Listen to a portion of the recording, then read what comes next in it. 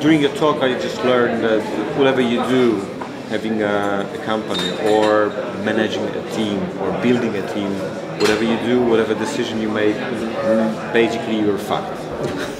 Using your to use the vernacular, yes. Yeah. Yes. So, so tell me, first of all, what does it mean, a sustainable team? Okay, so yeah, I mean, one of the problems that we traditionally have in an agency or a studio like ours is that you get periods of kind of rapid and dramatic growth as you kind of win more business, as the clients get larger, and sometimes it's very difficult actually to manage that growth over the long term, to forecast what a good team structure looks like to support the extra work coming in. But critically, it's also about how you support the members in the team and their progression within the agency or the studio.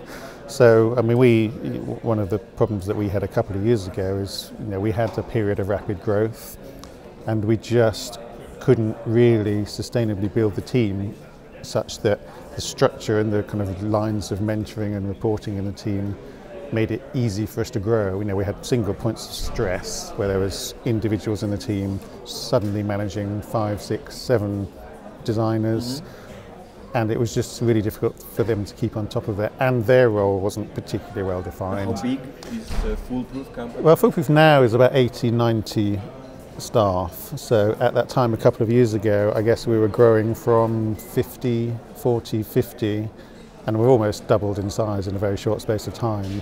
So, like most agencies or most businesses that size, how you accommodate and manage that growth is really something that you need to get on top of, because a couple of years down the line, that's when some of those problems start occurring, such that people get stressed, burned out, overwork, the wrong people doing the wrong roles at the wrong time. So, we wanted to try and build kind of a framework, if you like, a kind of a way that we structure our design teams such that we can predictably grow, predictably manage the career progression within it, and accommodate the new work coming in, crucially. Team, you mentioned that the flat structure didn't work. There was one huge point of stress there, right? Yes.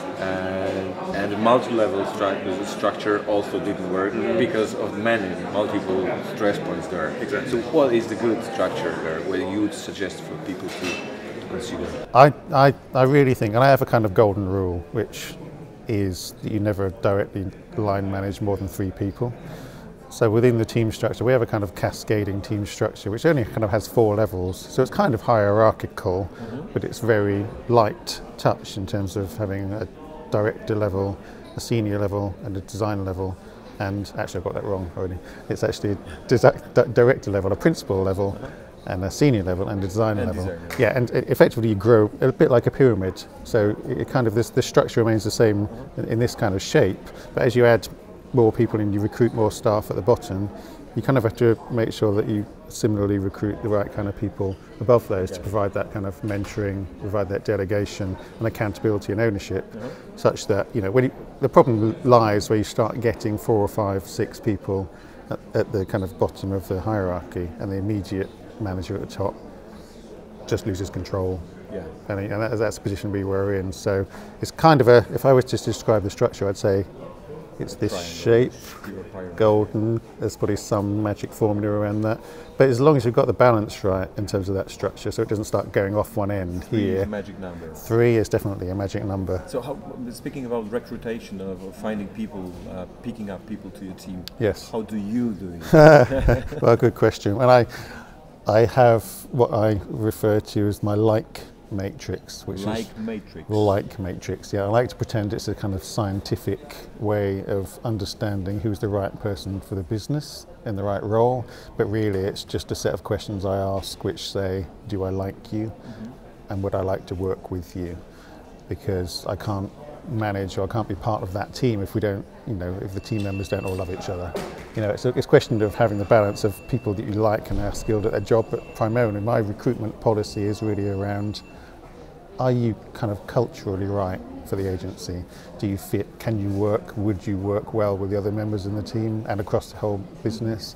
But crucially and quite selfishly, my first question is, would I like to work with you? Good. Yeah. So you believe that you can learn, you can teach people. I really do. Yeah, I really do. I mean, there's a selection criteria we go to just to make sure that we're not getting engineers into design roles. You know, there's a few kind of processes we go through just to screen those out. I think critically we tend to work very closely with our internal kind of recruitment folks and external agencies so that they are very clear on what makes a good foolproof candidate in terms of the kind of person that we would like to work with us for the long term. So it's a cultural thing as much as a technical or a skills thing. So we spend a lot of time building those relationships with our recruitment partners to say, you know who we like. Can you find some of those people, please? If they're skilled in the right areas, that's great. But part of the process of being with Foolproof and going through the system is they're going to learn that stuff. I've got a little surprise and a gift for you. So maybe we'll enhance this way of picking people to your team. I don't know if it will work for sure, but nothing's for sure. I was looking for something that will be kind of foolproof, you know, and will help you enhance this like factor, like metric. So you should use this a few blocks of wood.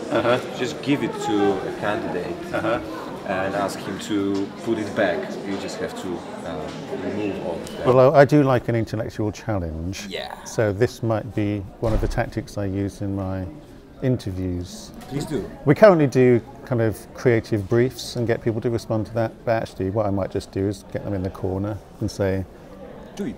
Put the block together. Yeah, just do it. Yeah. And then you can say whether you like him or not. Well, thank you very much. That's very good. Thank you for the conversation. Thank you for a very good talk and thank you. A very inspiring one. Thank you very much. Thank you. Nice to see you. Thank you.